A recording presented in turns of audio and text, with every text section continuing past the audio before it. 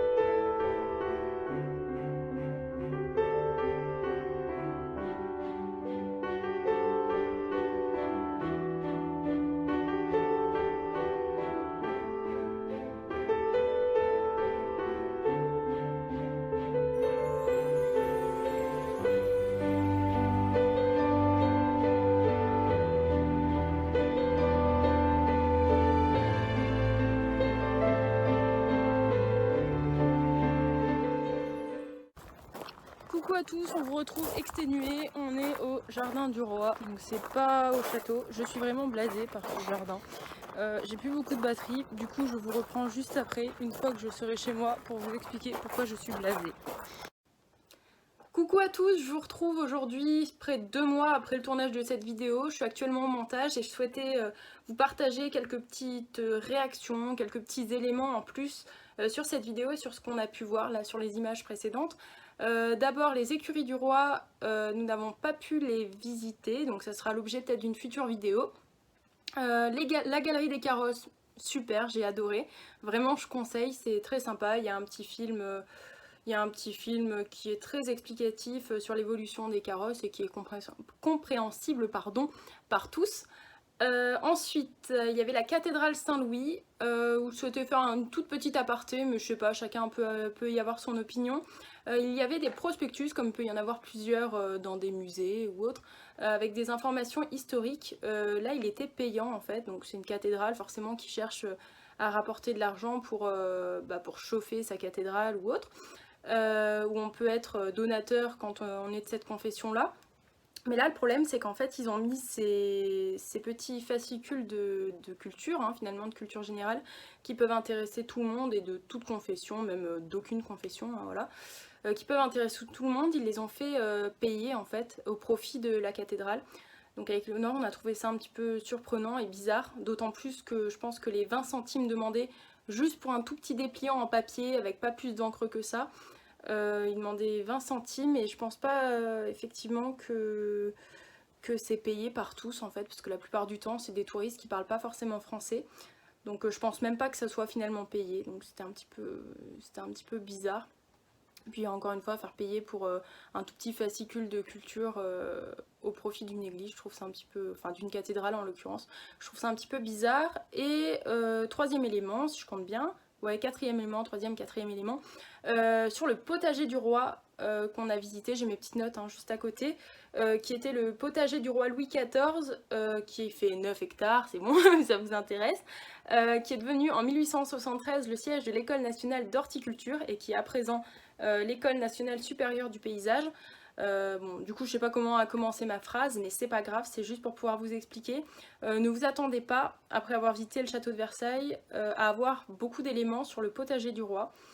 Donc c'est un endroit très sympa, il n'y a pas de problème avec ça, mais ne vous attendez pas à avoir des éléments d'ordre historique, parce qu'il vous explique beaucoup ce que ce jardin est devenu grâce à l'école nationale supérieure du paysage, donc ce que c'est actuellement finalement. Donc je sais pas, une personne qui s'intéresse vraiment à l'histoire ou qui cherche à avoir des éléments en plus, je pense qu'elle ne trouvera pas forcément son bonheur là-bas, je dis pas que c'est pas à voir, mais il faut y aller comment dire, en conscience on va dire. Voilà, je pense que j'ai tout dit.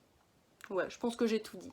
En tout cas, j'espère que cette vidéo vous a plu. Si c'est le cas, un petit pouce vers le haut, un commentaire. N'hésitez pas à vous abonner si c'est pas encore le cas et à partager cette vidéo. Et moi, je vous retrouve très bientôt pour une prochaine vidéo. Salut!